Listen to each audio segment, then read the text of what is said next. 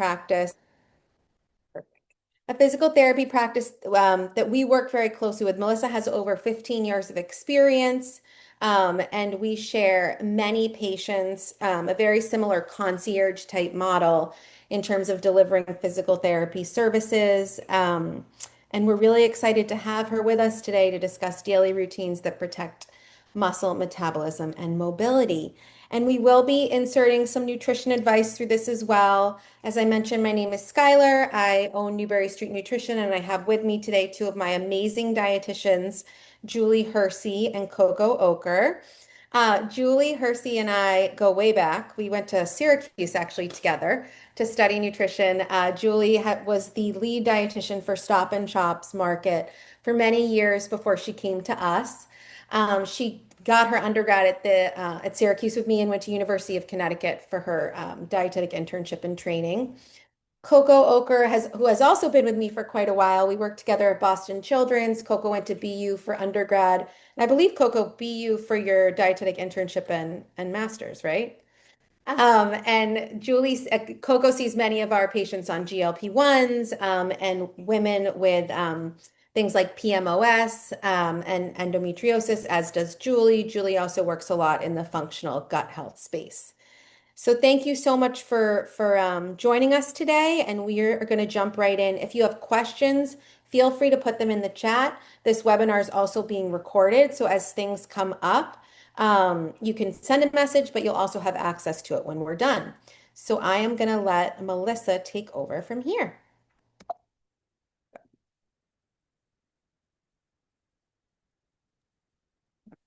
All right. Hello, welcome. Thank you for joining us. I'm Dr. Melissa Foley, the owner and founder of Private Care Therapies. Thank you for that warm welcome.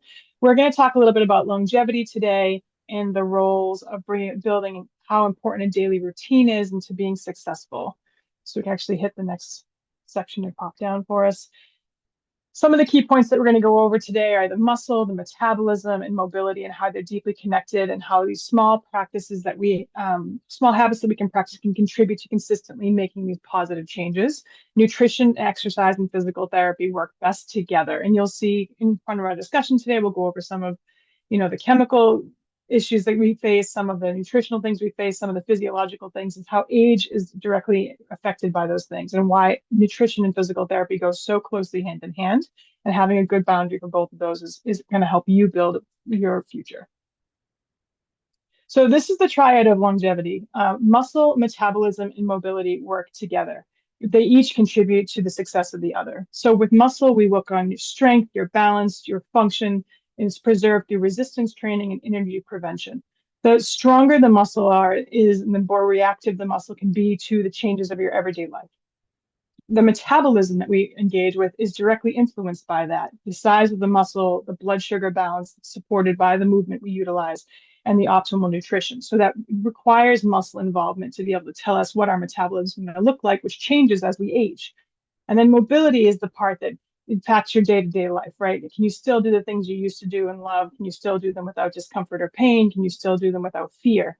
Range of motion is improved through physical therapy. Exercise is an anti-inflammatory diet, helps to contribute to having joints that move easier, that are less discomfort.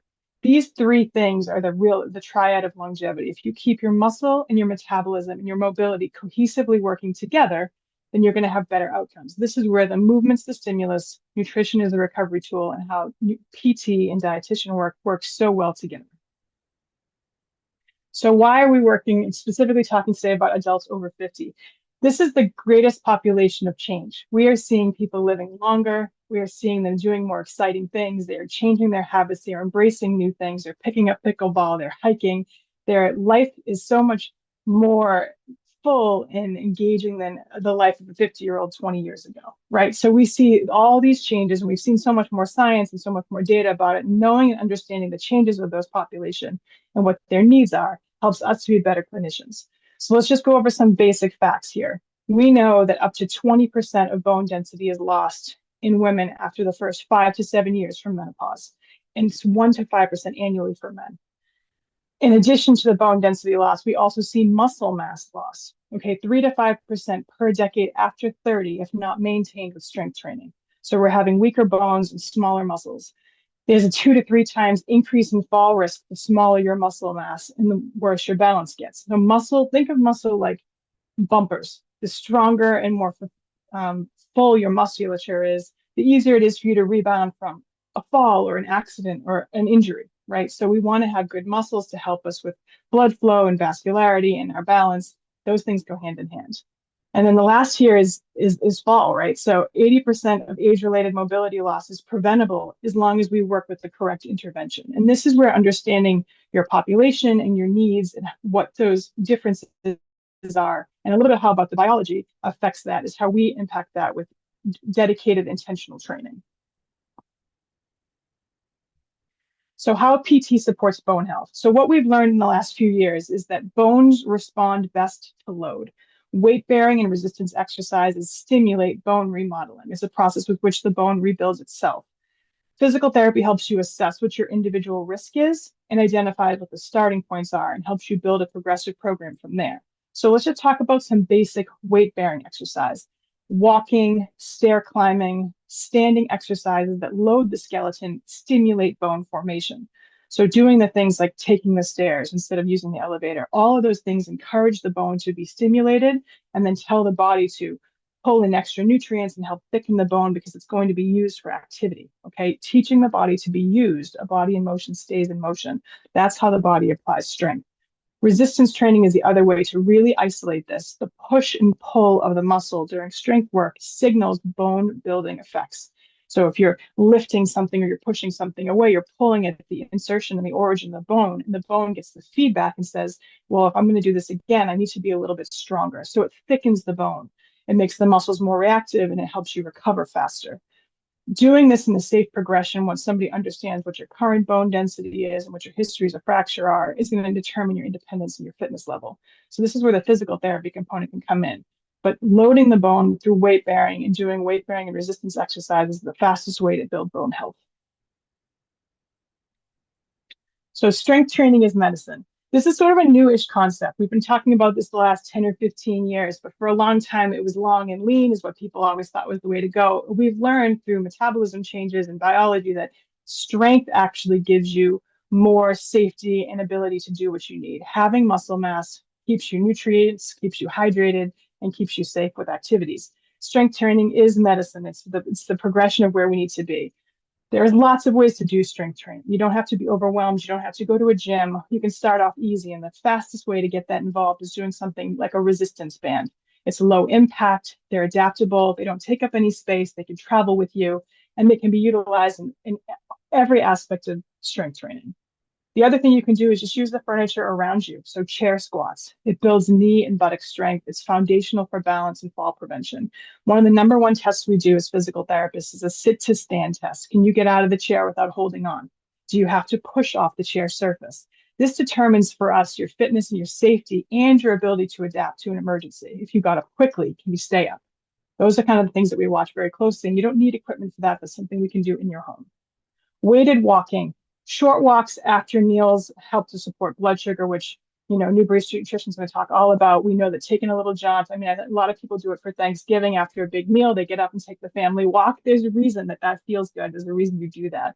We have science behind it that supports that. Tossing on a couple of ankle weights and doing that walk gives you free bone density stimulation too, right? So you're getting the walk and you're also getting a little bit of the weight training as well. And then PT mobility drills are my favorite thing. They're targeted range of motion activities that complement strength training. It's where we see where your deficits are and we make a program that really specializes in helping improve that. Maybe you don't take as high a step on the left. Maybe you want to make sure you do those things. That's where we come into it and we tell you, like, this is the best way to make this more equal to here. And that comes with an evaluation. So the best key here is that resistance training really should be 2 to 3 times a week to be progressed over time, started with a skilled professional and then added to a home program. Okay, so the number one leading cause of injury with older adults is fall. And the best way to combat falling is training, strength training, balance training, and movement. Okay, so mobility is not just flexibility, it's the ability to move safely and confidently and efficiently, right? So the things that we look at with balance, proprioceptive training. What that means is you know where your body is in space. If I had you close your eyes, you could tell me where your foot was on the ground or where your hand was in front of you. And then you look to see if your brain is in tune with where your body is and where your limbs and hands and feet are, you're a lot safer. So that if you catch your foot or you tripped on something, you'll be able to put your hand out and stop that from being a fall. That's what proprioceptive training is. A gait analysis and correction is something a physical therapist does where we identify a subtle walk pattern issue. Let's say you take a larger step on the right than on the left. Maybe you lift your foot higher. Maybe your left foot doesn't lift as high as it used to because you have an ankle injury. We take a look at these and then we evaluate the tissue above and beyond it so we can make it. Maybe if your foot doesn't raise as high as it used to because you got a bad ankle fracture, maybe we give you more hip strengthening so you clear your foot without thinking a little bit more. These are the ways that we make adjustments to your physiology with exercise. Balance challenges. This is just simple. It's progressive things, trying things on one leg, being on a stable surface, being on a dynamic surface. What we do is we train you in real life instances. We train you on the carpet. We train you on the floor. We train you barefoot. We walk to the bathroom. We step over the ledge of the shower. We go up and down the stairs carrying something. This is how we make functional training happen in your regular life. So it's applicable to the things that you do and so that you're more apt to continue doing them. We don't want to ever get you away from what your life actually is. And confidence in movement. So this is where we reduce fear by doing it in a controlled setting. So like carrying the trash out on a Wednesday night. Maybe we try this in an evening. Maybe we try carrying 2 bundles. Maybe we're doing the laundry down in the basement. Maybe we're, putting something up on a roof rack. These are the things that we do together so that you can feel confident when you would do them on your own. But that comes, confidence with movement comes with application and practice. Okay, so this is the biggest thing I hear all the time. I can't exercise because it hurts, right? So pain is a barrier for a lot of people. Most people age 50 plus have some sort of joint pain or osteoarthritis or old injuries that make movement feel like a struggle or that remind them it's been painful in the past and that it makes them kind of fear away from that. So my job as a physical therapist is to come in and find the root cause analysis. What's causing the pain? Why is it painful? Is there weakness? Is there joint stiffness? Are there scar tissue issues? We have to find the problem first. The next thing we do is do what's called pain reduction techniques. So we do a manual therapy or an exercise therapy, and we target the issue to directly address the pain, decreasing the neurological response that's giving their brain the feeling that they can't do it. So we find the cause, we reduce the pain, and then we move into what's called movement modification. We start to reintroduce activity to that area that was bothering you. Maybe you have a bad knee. Maybe we do a lot of aggressive stretching, we do some education, we do some lubricating, warming up exercises, and then we start to tackle things you haven't done. Maybe squats were things you hadn't done before. Maybe we just shorten the range of them. Maybe we elevate your heels. We find a way to modify that movement so it's not painful, so you can move into that space in a way that trains the body that you can do it without discomfort. And then from that point, we move to a gradual and safe progression. PT programs we progress them at your pace. So you never have to push through pain. Pain is not an indicator of success. No pain, no gain is not the best slogan when it comes to fitness. You want to be able to feel the muscle working. You want to be able to feel engagement. But there are different types of sensations that we move to or move away from. And that's something that we have to learn is body safety and awareness as you move through your rehabilitation journey. All right, so what do we do that's a little different? So private care therapy is a unique company. It's a unique company because I started out as a patient first. I am a 3-time cancer survivor. When I came home from the hospital between surgery and my first chemo, the care that I received at home was subpar, to say it nicely. I live in Boston. We live in the hub of technology and healthcare, and I was just so incredibly underwhelmed by the type of care and the type of education that came into the home. I've been in healthcare for over a decade at that point, and there just had to be better resources out there. And that's really where this brand and this business came from. I told myself if I made it through, I would change the way physical therapy approached people in the home. And that's really what we do. So what we do that's a little different is we're a concierge physical therapy program. We come to you. It's a one-to-one session. The therapist meets with you, and it's not a rushed appointment. A full session's yours. They don't document in the home. You have their undivided attention to meet whatever your goals and needs are. Because we come to you and in your home, we can accommodate schedule changes. There's no traffic. There's no co-pays to fight over. We just make whatever works for you work so that you're successful in reaching your goals. We do offer telehealth here in Massachusetts. If you go on vacation, but you don't want to lose your progress, if you're set to 2 to 3 days a week, we can meet you where you are and do everything we can to keep you on your program. And the therapist matching is probably something I'm most proud of. I have 14 therapists that work for me, speech therapists, occupational therapists, and PTs. And what we do is I do an intake conversation, which we'll talk about next. I interview you, we have a conversation, we talk about what your goals are, we talk about where you want to be, we talk about what your fitness is. And then we talk about, I meet your personality and I match you to a therapist who's going to complement that personality, has the right skill set to match you, and also is in your area. So what to expect from a PCT assessment. So when we first come in, what are you expecting? There are four things that we do. We have a conversation, which is where you talk to me, and we have you tell me about things, you tell me about your past medical history. I want to know about your bum shoulder. I want to know about your pickleball championship. You tell me the things that you do. And this is how I find out about your goals, your history, your lifestyle. And that's how I match you to the right therapist. The next is the movement screen. This is where your physical therapist comes to you. They see you train and move in your space. They look at your strength, your balance, your coordination. They check around how you maneuver in the home to make sure that these are things that we can pull through. Training is applicable to regular life. The individual plan is next. It's a program that's built around your body, your schedule, and your goals. We are outcome driven. So if you tell me you want to ride a bike and you haven't in 30 years, we're going to ride a bike. You tell me you want to get in the pool or do a triathlon, we can do that. Your goals are the ones that lead the program, because if you're successful in your goals, you'll continue to do the program yourself. And then collaborative care. This is where the dietitian component comes in and everything else. We can only do what we can do. And there's experts in our field, there's experts in other fields. It's important that we collaborate. This is where if you tell me that you have a neurological issue in addition to an orthopedic, I bring in a second therapist who's a neurospecialist. I contact people like Skylar's team, and we put you in touch with the right people so you can have the expert care you need, because it's a whole body health treatment. So fueling movement, this is something I talk about a lot. Physical therapy takes away calories, but we have to also replenish calories. You need to have food in the system to be able to work with me, and you need to replenish what we've used in that system to continue to build muscle and to stay strong. So I always tell people to start with something small, a little bit of light protein, something in your stomach, some yogurt, some toast. You don't want to ever exercise on an empty stomach. It makes you feel nauseous. It drops your blood pressure. You want to make sure that there's a resource for your body to reach to do the things we want it to do. And then potential for me, the recovery is so important. And this is something that I see a lot of people not doing. After we exercise, after we use those muscles, after we've worked your metabolism and kicked into up a notch, you have to replenish that so that your muscle don't continue to decrease. You want to make sure there's enough calories on board to do the work, and then enough calories on board to support the rebuild. Remember, we tested your muscles. We tried to strengthen you. We're giving you strain and we're giving you torsion and torque so that the bone can continue to build and develop. But then you need to feed that development. So this is where the after protein stuff is really important. Protein and carbs within that first 30 to 60 minutes. You don't want to miss that repair window. This is where you have your eggs or your sandwich or your smoothie or protein powder. And this is something where you'd be able to figure out what's best for you with Skylar's team. But this is where the post-exercise rehab is really important, because I need you to be able to replenish what you've done so far. So a simple, really easy weekly movement goal should be that 2 to 3 days a week, you should be doing some sort of strength training, resistance bands, chair squats, PT assigned drills, lightweight training that's best for you and your goals.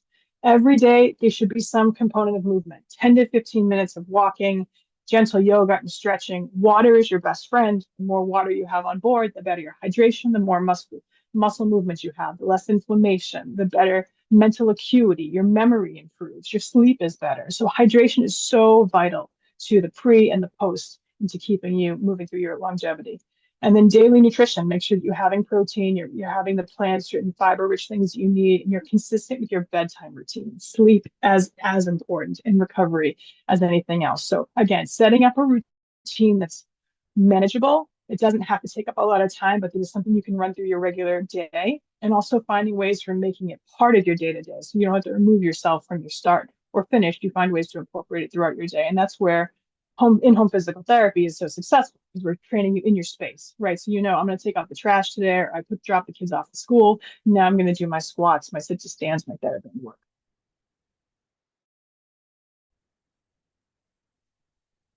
So everything we talked about is just kind of going back to the original three posts, right? Muscle, metabolism, and mobility. We circle back to it. Muscle naturally declines with age if it's not actively maintained. Lower muscle mass impacts how you metabolize blood sugars, and it impacts your mobility. And mobility is more than just flexibility. It's the ability to move safely, confidently, and efficiently throughout your life.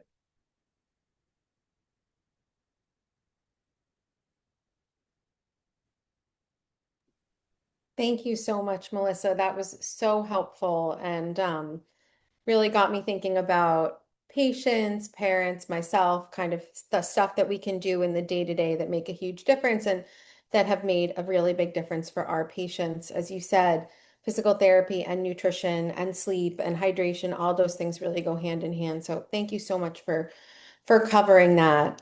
We're going to jump into the nutrition piece now and discuss 8 daily nutrition tips that kind of go hand in hand with mobility and longevity and preserving that lean body mass that you were speaking about. That's something that often comes up for a lot of our patients. Um, Especially, we have many patients on GLP-1s now. They're losing a lot of weight, but with that, they're losing muscle mass. We have many aging patients where, as you mentioned, muscle mass is going down. So making sure that you're getting enough protein at your meals, I really want to reinforce. Um, we think a lot about protein just in terms of a variety of sources. So you can still get enough protein and be plant-based. You can still get enough protein. It's harder and be vegan. And you can still include animal proteins. We like all different types of proteins. We don't recommend one specific diet, except we put an emphasis on the Mediterranean type diet. So choosing lean meats, fish, plant-based proteins make a really big difference. And when we're thinking about protein, we're thinking about making sure that we space it out throughout the course of the day. So I often notice with many patients that come to us, their largest meal is late in the evening, and that's where they get a majority of their protein intake. We want you to think about spreading that out more throughout the course of the day, aiming for, this is just a general number. This isn't for everyone, but at least 30 grams of protein per meal, if not more in the, post exercise. We think about fiber-rich carbohydrates. You'll hear us on our team, all we talk about is fiber. It's probably my most valuable tool when it comes to lowering blood pressure, blood sugar, decreasing someone's risk of diabetes, decreasing cholesterol, promoting bowel regularity, keeping them feeling full. We want you to try to choose carbohydrates that are rich sources of fiber. The average American might get the average individual might get about 12 grams of fiber a day on average. We want you to aim to get more like 30 to 40 grams of fiber a day. Fiber fills you up, and it also, when paired with protein, can be really efficient at stabilizing blood sugar or pairing with fat, which Coco's going to speak about. When we think about fats, we're really thinking about the healthy fats. So, kind of going back to those Mediterranean diet type principles. We're thinking about including things like avocado and olive oil and nuts and seeds. We're thinking about things like we've introduced to many of our clients, like chia seeds, basil seeds, flax seeds. We want you to include fish. We want you to be aware of the fish that are higher in mercury, but we also want you to include, some type of omega-3 rich fish at least once or twice a week, which thankfully in New England, is not terribly hard. And then the other thing we want you to think about is getting in a lot of color, making sure that you have all different types of color on your plate. So one thing that I notice with patients is they'll often always go to the same vegetables, always go to the same fruit, and there's not a lot of variety in their choices. So what I would encourage you to do is if you're always going for the banana, to think about maybe going for the berries or trying to include at least, I think Melissa mentioned like 2 to 5 different colors or something like that a day where you're getting in a variety of different fruits and vegetables because they all contain different vitamins and minerals. And often we get into this slump where we're just eating the same ones. So I think that's really important too. Examples of kind of this balance. So, how we pair the fiber-rich carbohydrate with the protein, or how we pair the fiber-rich carbohydrate with the fat. We think about things like protein source being salmon, fiber-rich carbohydrate being sweet potato or greens, and a healthy fat being olive oil. Things like turkey chili. You've got the lean turkey meat base, which is a good source of protein, beans, which are a great source of lean protein, and vegetables mixed together. That protein fiber combination, great for blood sugar, great for cholesterol. Also, just great for general energy when we're thinking about mobility, and kind of putting protein back in to build up muscle mass. Greek yogurt, berries, chia seeds, and nuts is another great example. You have Greek yogurt providing the protein, berries providing the carbohydrates and fiber, chia seeds providing the fiber, and nuts providing the healthy fat. Healthy fat also boosts something called your HDL cholesterol, which is the cholesterol that protects your heart. When we think about kind of prioritizing protein at every meal, we know that proteins help to maintain and repair muscle mass. So Melissa showed that great slide before that said, light protein and carbohydrates pre-workout, definite protein and carbohydrates post-workout. I also mentioned spreading that protein out throughout the course of the day instead of saving it all for dinner. So, something that we often see in individuals that come to us, as I said, is this largest meal at the end of the day. So, really thinking about where you can get protein in small portions throughout the course of the day, whether that's in your breakfast, your snack, your lunch, your afternoon snack. It doesn't always have to be in the perfect form, right? It doesn't always have to come from food. If it's easier for you to grab a protein shake that has a little bit of fiber, not too much sugar, or it's easier for you to grab a handful of nuts, make it part of your daily schedule and something that doesn't feel like it's going to be too much work because you're going to stick to that. On the right-hand side, you'll see sources of protein, kind of ideas for different meals. When patients come into our practice, they're provided with a very specific shopping list, sample meal list, kind of a day-by-day breakdown, and all of those ideas contain, for the most part, lean sources of protein. Now, that's not to say that, of course, it varies person to person, but for most individuals, including a lean, grass-fed, organic type of red meat once or twice a week, there's still a lot of nutritional benefit to that. And so it's finding ways that we can kind of balance it out where we have the types of proteins we love, but we also have lean sources of proteins like chicken and fish and beans and tofu and turkey and lentils. Thinking about dinner type proteins. So maybe some nights you just come home and you're tired and you don't feel like you can prepare a whole meal. Aiming for things like legumes or cottage cheese, things that are quick and easy, peanut butter are going to make a huge difference. And so this just gives you kind of some ideas for that. And Coco, I will let you take it from here. Perfect. Thanks, Skylar. That was great. So, piggybacking on all of that information, we also care a lot about blood sugar stability as part of our longevity and our lifespan. And a lot of it boils down to what Skylar was just mentioning, our meal composition and the balanced plate and the protein and the fibers and the fats that we eat with our meals. So we know that a stable blood sugar supports energy throughout the day, our food cravings, our focus, and our overall metabolic health. Blood sugar is so tied to our overall metabolic health. And as you can see on this graph, carbohydrates are the food group that raise blood sugar the most. And when blood sugar rises, it signals insulin to be released as well. So you've probably heard of insulin resistance. This can sometimes come when there's large blood sugar spikes, often from the carbohydrate group. So that's why when we think of carbohydrates, they're not off limits. They're actually a really integral part of our diet, but we want to be savvy with how we eat them. We always want to try to pair them with protein, with some fat and some fiber. That's going to mitigate the blood sugar spike and keep it more stable throughout the day. So knowing that, there's some really basic things that are like food examples that we can turn to and rely on. So like toast with eggs. Toast is the carbohydrate, and there's some toasts that have fiber, some that don't. We typically recommend the higher fiber varieties of toast, whether it's like an Ezekiel bread or a whole grain bread. We love this brand called Hero Bread. These have a lot of fiber in them. And then you pair it with eggs instead of just the toast alone. So that's your high fiber carbohydrate and some protein right there. That's going to be really blood sugar friendly. Or you can do the Greek yogurt. Again, that's the protein source, also lots of calcium, which is great for bone health. And then you pair it with some fruit. That way you're not getting fruit by itself, which has some fiber, but it's still going to raise blood sugar when eaten alone.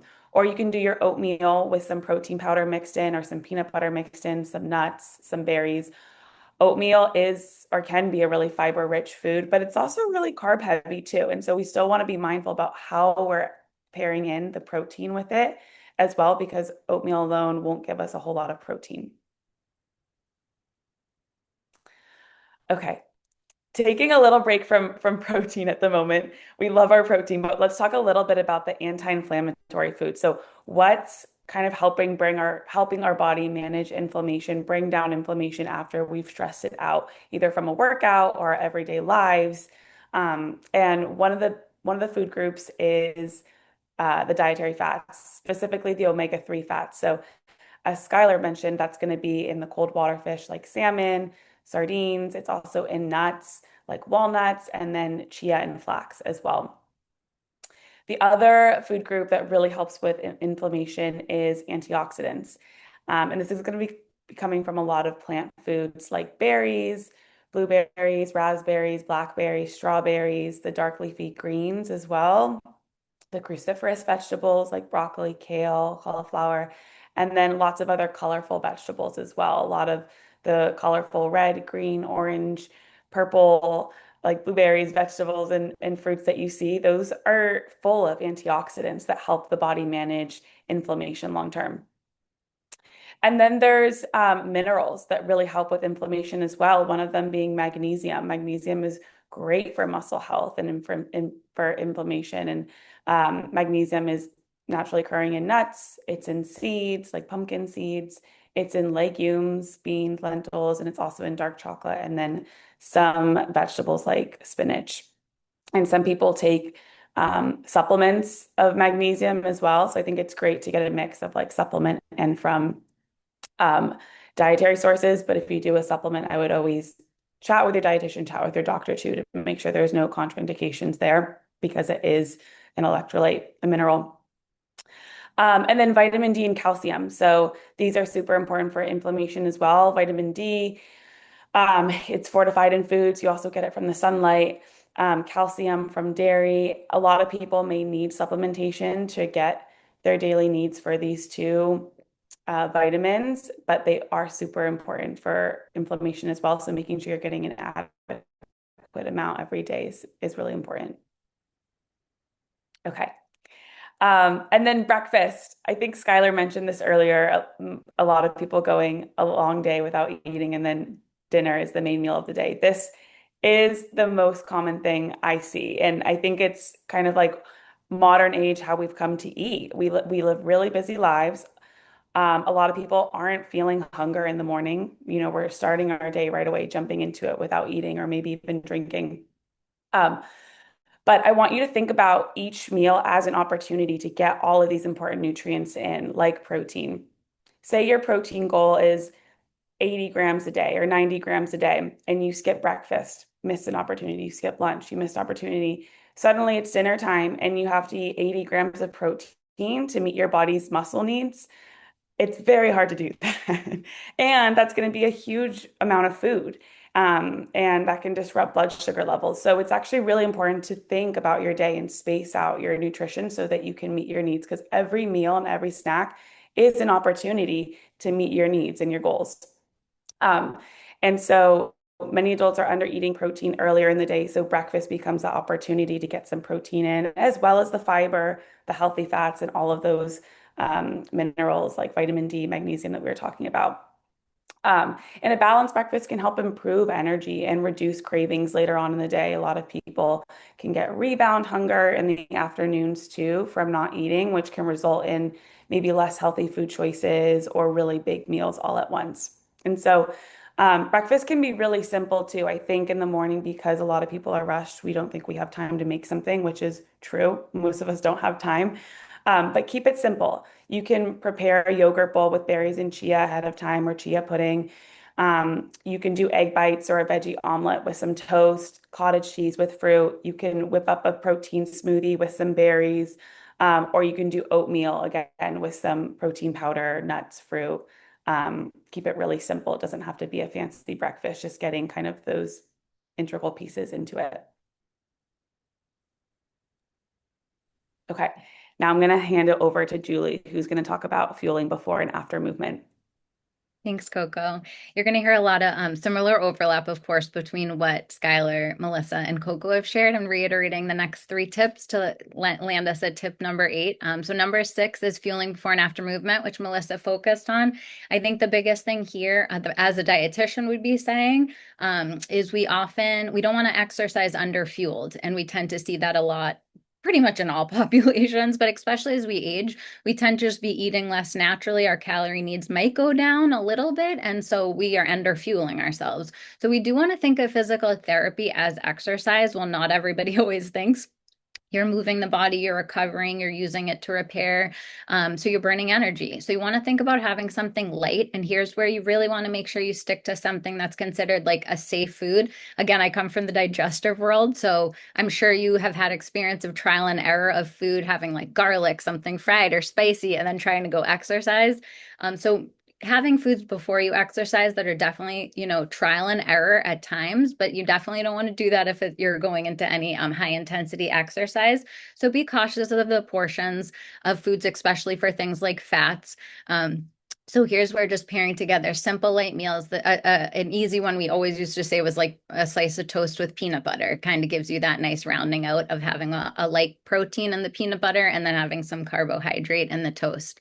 And you're really fueling before for having good energy and then helping to support your muscle during the movements. And then for after, you want to think about this for muscle repair. So any damage that was done to the muscle, we're going to be repairing by adding protein back and then replacing our glycogen stores. So that's going to be your carbohydrate, your sugar stores, your energy that your body used during that workout. So similar to what Melissa said, for the before, try to think of if you haven't had a meal, you can have a snack about 30 minutes to an hour. We don't want to eat too close to exercising. And at that time, you want to aim for about 10 to 20 grams of protein. That's for like a light snack. And then after the exercise, you want to aim for about 25 to 35 grams of protein. And that might look like going right into your next meal if it's within that hour, or it might look like a turkey sandwich, having some eggs with potatoes, or something like a protein smoothie. Thanks, Guy. Next slide. So number 7 in our tips, and while nutrition, you might not think sleep and nutrition are tied together, they are actually very correlated, especially in terms of appetite, hormones, blood sugar, pain, and just overall body recovery. So we really want to think about establishing a solid sleep routine. I now have really started to think about, everyone always thinks about their wake up time, but you really want to actually start to think more about your bedtime. Think backwards and making sure that you're even getting that 7 to 8 hours of solid sleep a night. And some people need more, 9 hours, and they feel good. Some people might need a little less, 6.5. But we want to find what works for you and trying to stick to a more consistent bedtime routine, aiming for like a half hour. I see the biggest jump probably on the weekends, right? We get this like spike that we're up too late, then we sleep in and we get thrown off our schedule. So the body likes this rhythm. We work in this natural circadian rhythm. So trying to stick to that as much as possible. And here's where nutrition does come into affect sleep, specifically when it comes to your dinner meal. Trying to focus on something that's more protein forward, having like a moderate to a light carbohydrate at that time. That helps actually kind of wind the body down and get it calm and relaxed for sleep. And avoiding anything that's heavy, fried, greasy, things that have a lot of sugar, which we all probably are pretty familiar with. But if you are going to have these things, just trying to give yourself time. There's called the 3-2-1 method, and it's giving yourself hours before you go to bed. So if you do happen to eat a little later, try to, not that you want to stay up too late, but giving yourself some time to digest before just going directly to bed. So you want to try to 3 hours before bed, you want to try to stop eating. You might think, go brush your teeth, go for a walk, try to distract yourself away. If nighttime snacking is generally a habit for you, you could switch to something like a sleepy time tea, like chamomile or any of the blends that support calmness.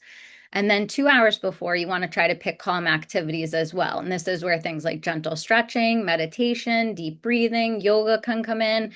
And now that might feel like a far away from bedtime for you. And it is 2 hours, to start kind of winding down, calming us down, having the body set that rhythm.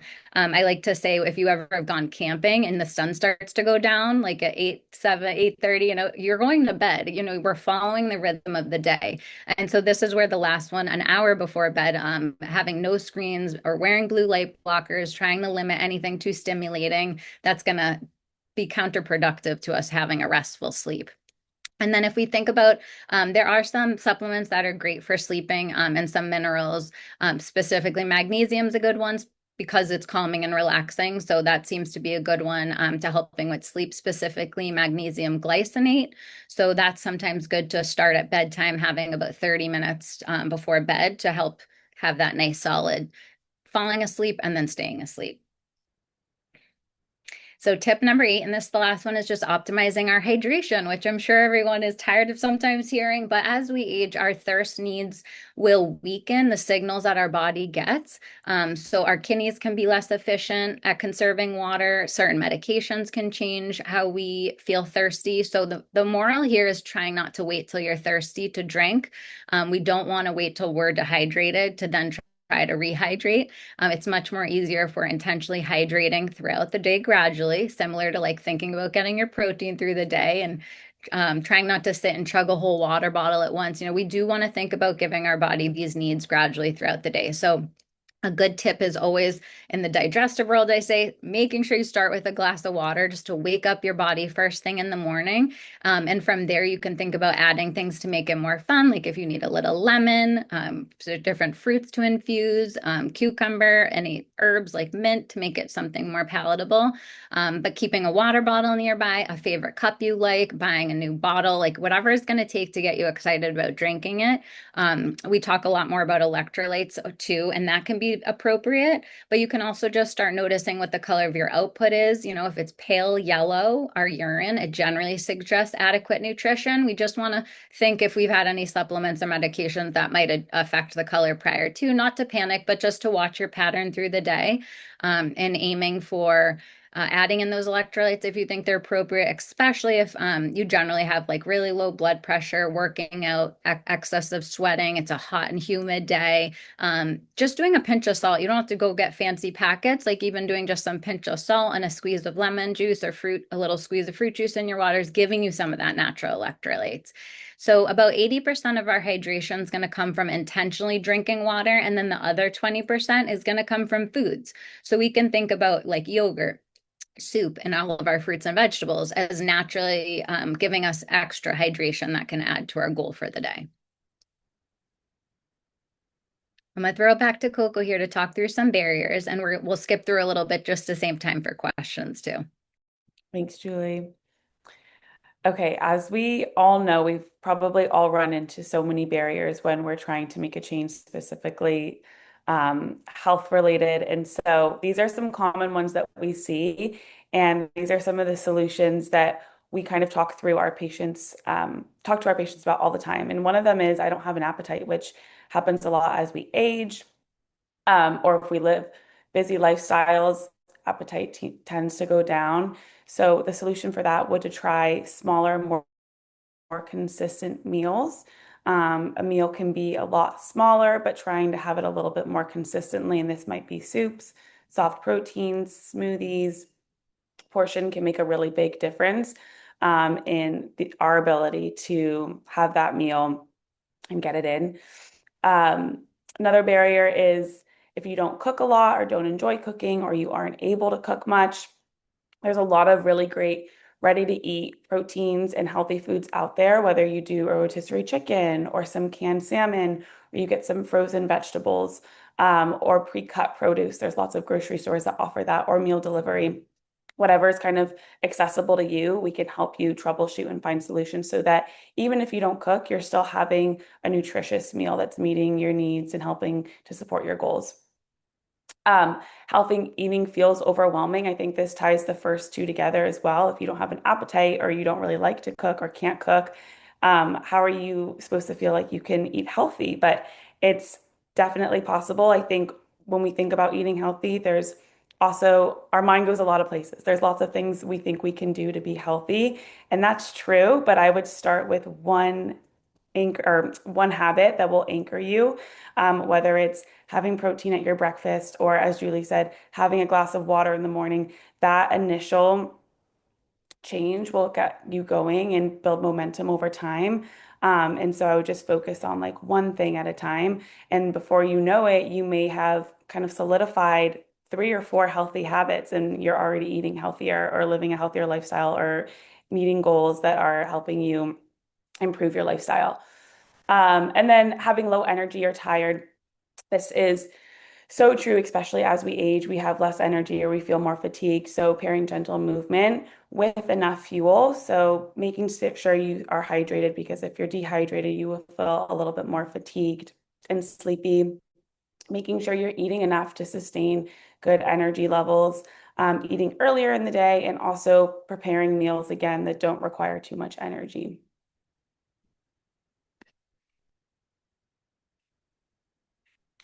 Okay, gonna hand it back to Skylar. Thank you so much, Coco. That's great. I think what we wanted to kind of present with you here is a kind of a simple daily longevity checklist. So, kind of taking maybe, as Coco was talking about, an anchor habit. So, maybe taking one of these items and thinking about integrating them into your day to day, thinking about balancing your plate. A really easy way to think about it is make half of your plate fruits and vegetables, thinking about including protein, fiber-rich carbs, not skipping meals, hydration, evening recovery routines, as Melissa was talking about, fueling for movement. Hopefully you found, some of these tips helpful. We just included this slide here. Longevity is built through repeatedly daily choices that protect strength, which Melissa was speaking to, energy, which we were speaking to, and independence, which we all should speak to. Keeping yourself well nourished, preserving that lean body mass as you age, making sure that you're staying well hydrated. Those are really key pillars in longevity itself. And as I mentioned, when we support muscle metabolism and mobility, we're not just adding years to our life, but as we talked about, function, confidence, quality, feeling like you can easily get up out of that chair, as Melissa was saying. It all kind of ties back together. We just included in these last slides some of the references that were used throughout this presentation in case people were interested in the articles that were referenced. And at this point, I'm going to just take a couple minutes. I wanted to leave us on this slide for the Q&A. So you'll see here a QR code where you can, if you scan this code, it goes directly to our practice, Newberry Street Nutrition. And Melissa as well provided her contact information for private care therapy and setting up that discovery call where she can match you with the best therapist for your needs. We both work on a concierge type model, as many of you know, so we're very available to our patients. And we really like to take a personalized approach to care. So with that said, I am going to open it up for questions.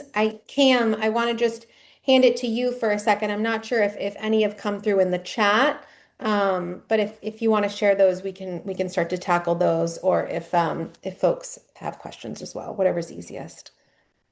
Absolutely. There's no questions in the chat yet, but any questions that you do have, either put them there or feel free to raise your hand and we can answer them for you. And if anyone has any questions, feel free to jump in. Oh, I think Ed has a question. Ed, go for it. So, I'm thinking of my awful diet in the morning. So I've learned a lot. But I also had a question about the value of protein drinks. And I find myself on school days by about 10 o'clock in the morning really dragging. And I've tended to bring a protein drink with me to school, but I'm wondering if that's good, bad, or indifferent. I think Coco, do you want to answer that one? Yeah. We get this question a lot about protein A drinks. lot, yeah. Yeah. I think they can be a wonderful option to incorporate. I think I like to have people try and get variety. So are you having it every single day? Maybe try and switch it up, but I think it is a wonderful option.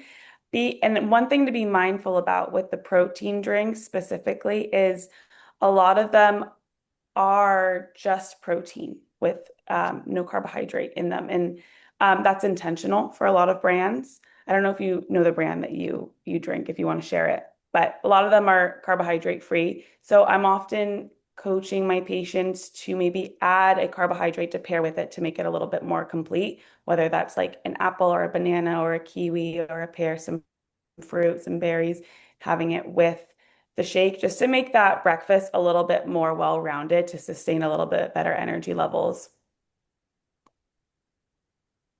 I think that's really I hope that helpful. was helpful. Yeah, I think the other question. thing I was thinking about too was it doesn't always have to be a protein drink. So something that we often, encourage patients to include in our practice are really well-balanced bars. So many of our patients really like a bar called IQ bars. They have a good amount of fiber.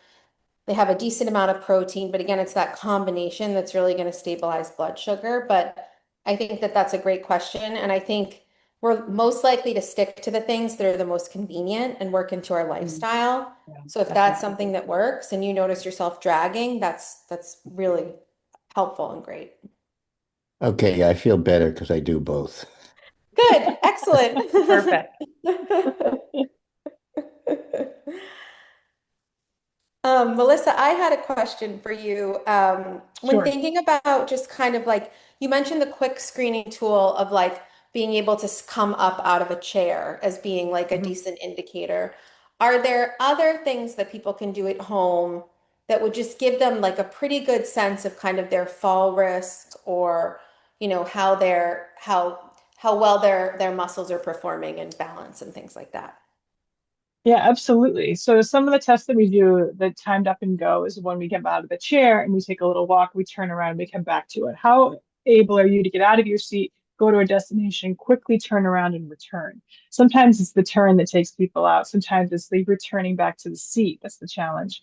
The other thing you can do is really see how good control and awareness you have about your feet. So whether you try walking barefoot in the house or walking with shoes on, walking on the carpet versus walking on a cold floor where you're getting the stimulation of the floor texture. The other thing you can also check for yourself is how great your eyesight is with walking. So if it's a dimly lit day or you have a couch light on versus an overhead light, do you see that you have more difficulty getting to your destination? Are you swaying?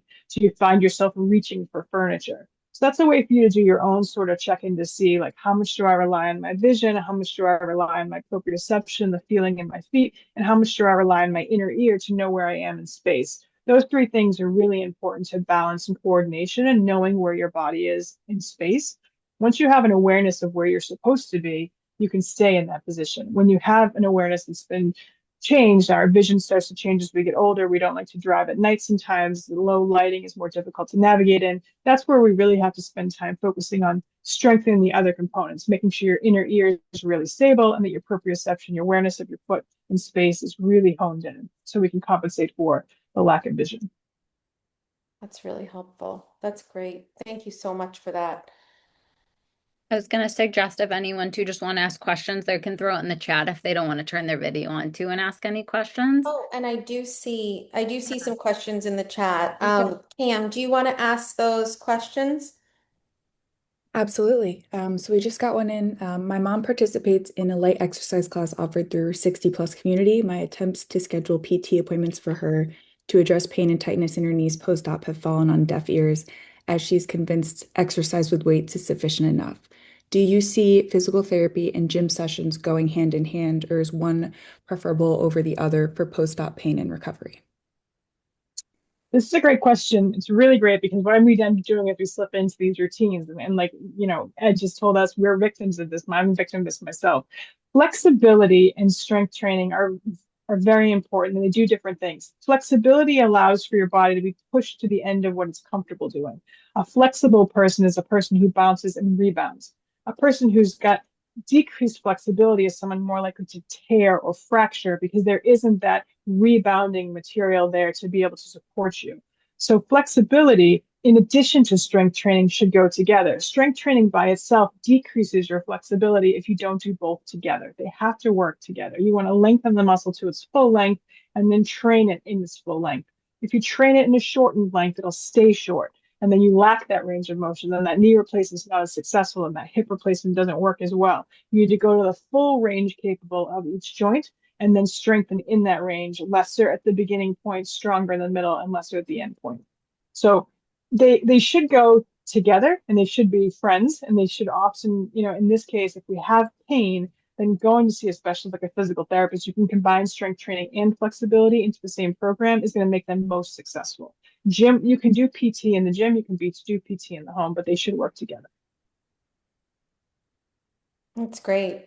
That's a great question. I think about that with my own parents too, just the resistance piece. So, the habits they forever keep kind of thing. So I think we're all guilty of that. That's really helpful.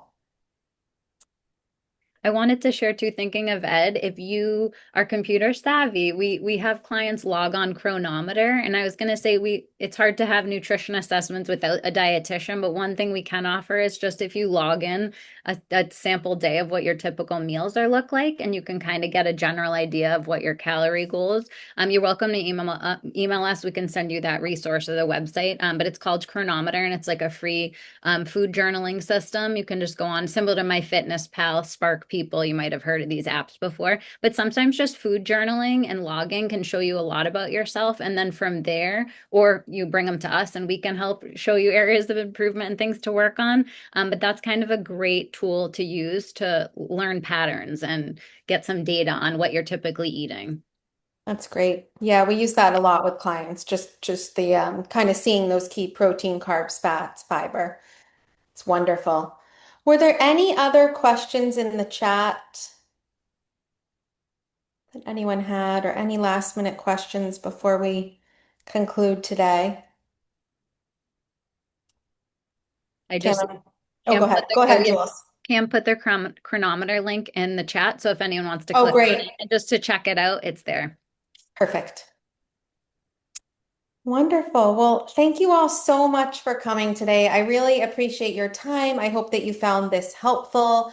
This webinar will be recorded and we'll be sending it out on our end. Melissa, I'm sure you'll be sharing it with your patients as well. Yeah, yeah. So, if you have any questions or anything comes up, our contact information is here. For us, it's just our first names at Newberry Street Nutrition, Skylar at Newberry Street Nutrition, Julie at Newberry Street Nutrition, Coco at Newberry Street Nutrition. And then obviously Melissa has her email here, info@Private Care Therapies. Feel free to text, call, reach out any way that's helpful to you. Thanks so much for your time. I hope you have a wonderful rest of summer. It's flying by. And thanks again. All right. Take care, everyone. Thank you. Bye.